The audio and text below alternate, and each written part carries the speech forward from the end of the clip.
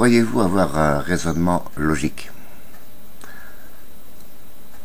Un raisonnement logique, ce serait peut-être, selon vous, de dire qu'il est normal que l'État perçoive des taxes et des impôts, puisque sans cela, il ne pourrait pas financer l'enseignement, il ne pourrait pas construire des routes, il ne pourrait pas construire des aéroports. C'est ce que vous pensez. C'est logique dans un système relatif. Relatif à quoi? Relatif au système monétaire actuel. Mais vous êtes-vous déjà demandé qui crée la monnaie? Comment il la crée? Et qui paye cette monnaie? La monnaie, c'est finalement, c'est derrière l'autre qu'un moyen d'échange. Ça n'est pas une valeur en soi. Dans le temps, oui. Lorsque la monnaie était adossée à l'or, évidemment, elle représentait une partie de l'or détenu par une nation.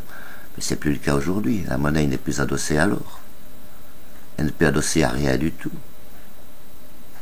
Elle n'a plus aucune valeur, sauf le pouvoir d'achat qu'elle confère.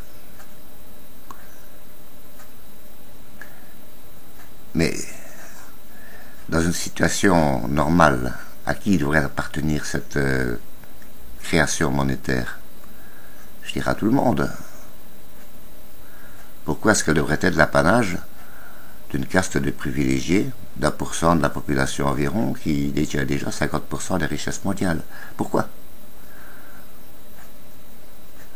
La monnaie est un bien public, c'est un simple moyen d'échange.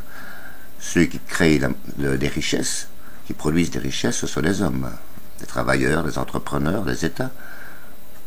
Ce n'est pas les banquiers. Les banquiers ne produisent rien du tout, ils ne créent aucune richesse. Ils mettent simplement à la disposition des gens un outil d'échange, un moyen d'échange. Et pour ça, ils se font payer. Et ils se font payer avec des vraies richesses. C'est ça le problème. Si nous avions un système monétaire créé pour la population, eh bien c'est la banque qui payerait pour obtenir des richesses.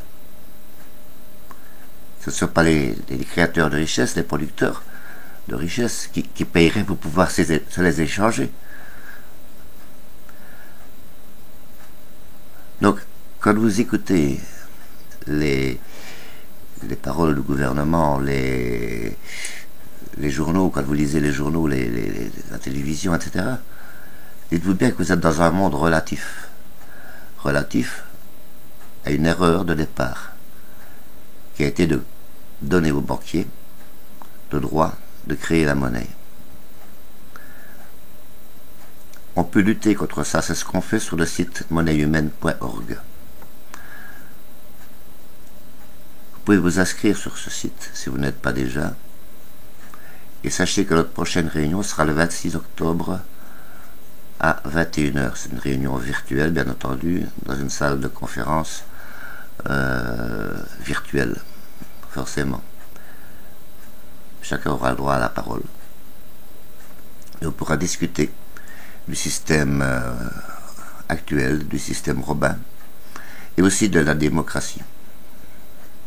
Ce seront les 3 points à l'ordre du jour, et je vous y invite très cordialement.